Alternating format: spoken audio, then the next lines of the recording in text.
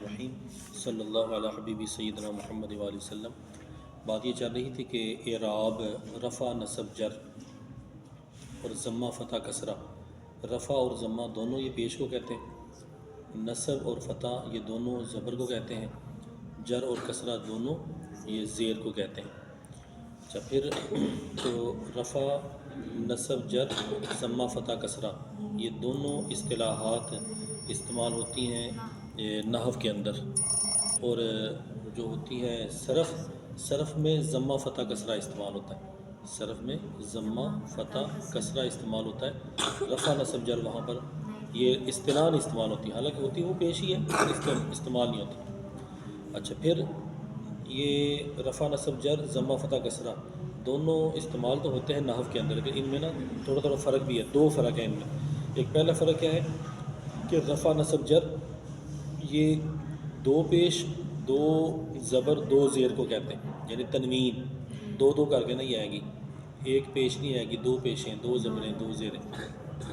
اور ضمہ فتح کسرہ ہے تو یہ بھی زبر زیر پیش ہی ہے، لیکن یہ ہے کہ اس میں نا ضمہ ایک پیش کو کہیں گے اور فتح ایک زبر کو اور جر ایک زیر کو۔ ایک فرق یہ ہو گیا کہ رفع نصب جر دو حرکتیں آئیں گی اور ضمہ فتح کسرہ ایک حرکت آئے گی۔ دوسرا فرق کہ رفع نصب جر یہ مورب کے لیے اعراب ہے اور ضمہ فتح کسرہ یہ مبنی کا اعراب ہے، اور مبنی میں ایک حرکت آتی ہے اور مورب کے اندر دو حرکتیں آتی ہیں، اور مورب کا اعراب تبدیل بھی ہوتا رہتا ہے اور مبنی کا اعراب تبدیل نہیں ہوتا۔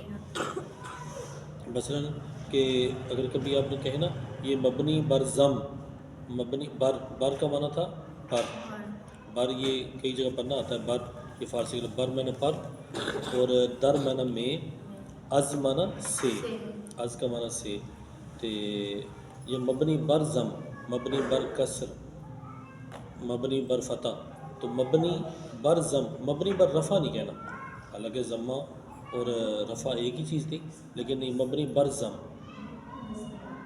کو سمجھ لگے نا، یہ مبنی کے ساتھ نا ضمہ فتح کسرہ لے کر آنے ہیں، ٹھیک ہے؟ تو مبنی بر جر، مبنی بالجر نہیں کہنا، مبنی بالکسر، مبنی بر کسر، ایسے لفظ یہ استعمال ہوں گے۔ تو رفع نصب جر یہ اعراب تو ایک جیسے ہی ہوتے ہیں، لیکن ان میں تھوڑا سا یہ فرق ہوتا ہے۔ اچھا پھر یہ ہمارے قواعد کے اندر آتا ہے، جیسے معنی اصل میں تھا معنی، اس میں قانون لگا تو وہ اس کو معنی والا قاعدہ بھی کہہ سکتے ہیں، ایمان والا قاعدہ بھی کہہ سکتے ہیں۔ چلو آپ ایمان والا قاعدہ کر دیں، تو اب اس میں قاعدہ کیا لگا، دو حمزے اکٹھے ہو جائیں، دو حمزے اکٹھے ہو جائیں، دوسرا حمزہ ساکن ہو پہلا متحرک، دو حمزے اکٹھے ہوں، پہلا متحرک ہو دوسرا ساکن ہو، تو دوسرے کو پہلے کی حرکت کے موافق حرف علت سے بدلنا یہ واجب ہے۔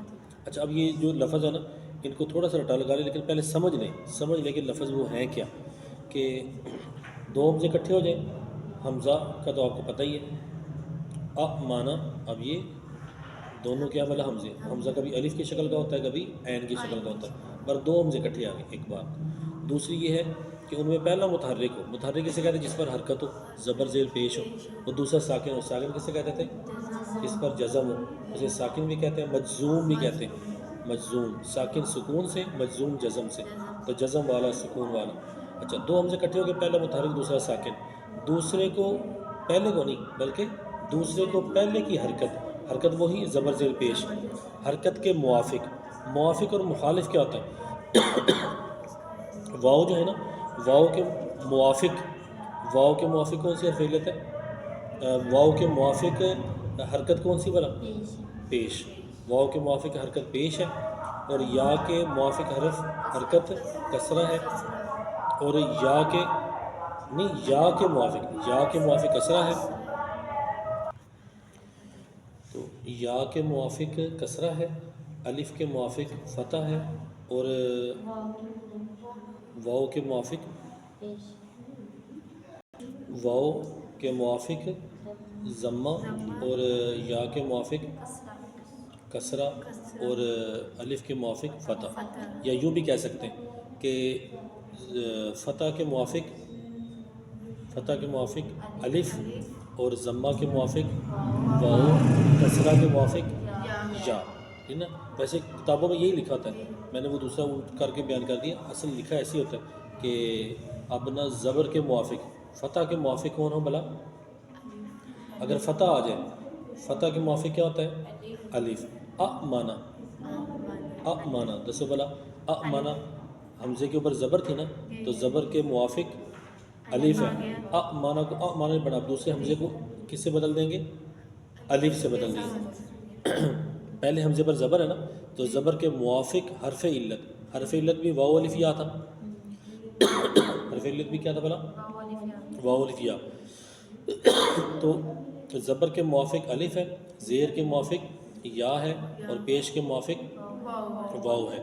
تو اگر پیش آ جائے تو اس حمزے کو واو سے بدل دینا ہے, زیر آ جائے تو حمزے کو یا سے بدل دینا ہے, زبر آ جائے تو حمزے کو نہیں زبر آ جائے تو حمزے کو الف کے ساتھ. اب مانا پہلے حمزے پر زبر آ گئی, دوسرا جو حمزہ جو نا وہ ساکن تھا, تو زبر کے موافق حرف علت کون سی ہے؟ الف. تو اس کو الف سے بدلا تو کی بن گیا؟ آمانا. اچھا ایمان, ایمان اصل میں تھا ایمان. دو حمزے اکٹھے ہو گئے, پہلے حمزے متحرک ہے, دوسرا حمزہ ساکن ہے. پہلے حمزے کے نیچے زیر ہے, دوسرے حمزے کے اوپر کیا آ گئی بولا؟ جزم آ گئی. اچھا تو دوسرا حمزہ ساکن ہے, پہلا متحرک. پہلے کے زیر کے موافق حرف علت کون سی ہے؟ یا.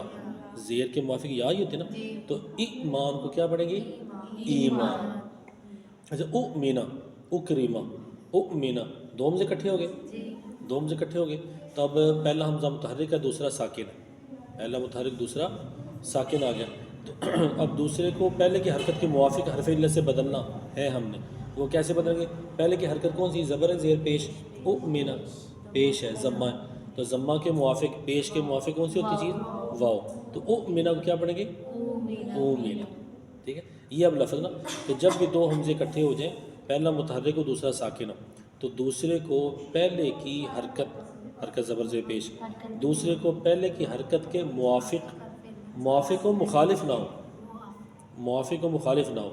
مخالف کیسے بنا کہ واؤ کے مخالف کون ہے؟ مجھے کہنا سکیل نہیں کہنا, سکیل بھاری ہو جائے, تو وہ واؤ کو سکیل کیا چیز ہوتی ہے بنا؟ واؤ کے لیے نہیں, وہ واؤ کے لیے پیش تو اس کے موافق ہے نا. واؤ کے لیے زیر, واؤ کے لیے زیر سکیل ہے, اور یا کے لیے نہیں فتح تو اخف الحرکات ہے, فتح تو ویسے ہی خفیف ہے. ہاں, واؤ کے لیے زیر اور یا کے لیے پیش. یا کے لیے ضمہ اور واؤ کے لیے کسرہ.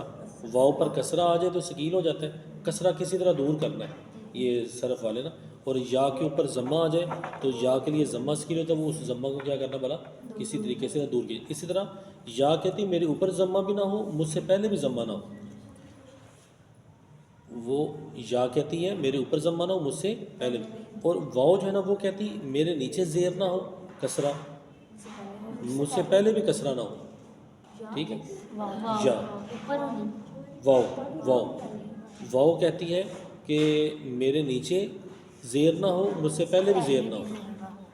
واؤ کے زیر مخالف ہے, ثقیل ہے, اور یا کے پیش ثقیل اور مخالف ہے.